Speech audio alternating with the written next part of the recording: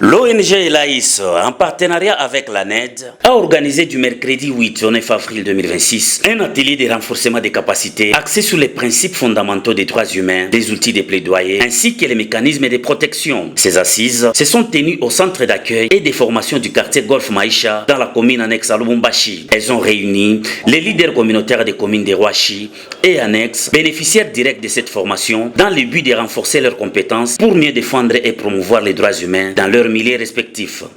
La cérémonie d'ouverture a débuté par l'exécution de l'hymne national, marquant ainsi le caractère solennel de l'activité. Prenant la parole, le chef de quartier Golf Maïcha, l'ami Kazadi Chofwe, représentant de l'État, a officiellement lancé les travaux. Il a salué cette initiative qui, selon lui, contribue à l'éveil citoyen et au renforcement de la cohésion sociale dans les communes défavorisées. De son côté, le directeur exécutif de l'ONG Elaïs, Jérémy Agalia, a présenté la mission et les objectifs de la structure avant d'entrer dans les vifs du sujet.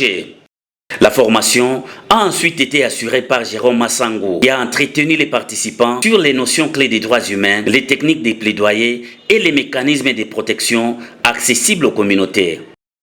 Au terme de ces 2 jours d'échange, les participants ont exprimé leur satisfaction, soulignant la pertinence des thématiques abordées. La modération des travaux a été assurée par la coordonnatrice provinciale de l'ONG, Madame Judith Angirani, qui a veillé au bon déroulement des échanges. Dans leurs impressions finales, les directeurs exécutifs et les formateurs ont insisté sur la nécessité pour les leaders communautaires de mettre en pratique les connaissances acquises afin de devenir de véritables relais de défense des droits humains dans leurs entités. Dans le cadre de notre projet Surveillance et protection des droits civils, politiques, sécuritaires dans les communes défavorisées de la ville de Lubumbashi, Kikwit et Kinshasa.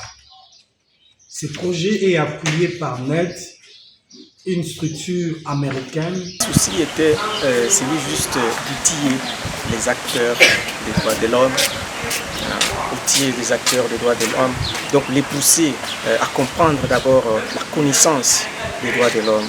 Qu'est-ce que les droits de l'homme? Quels sont les mécanismes des droits de l'homme?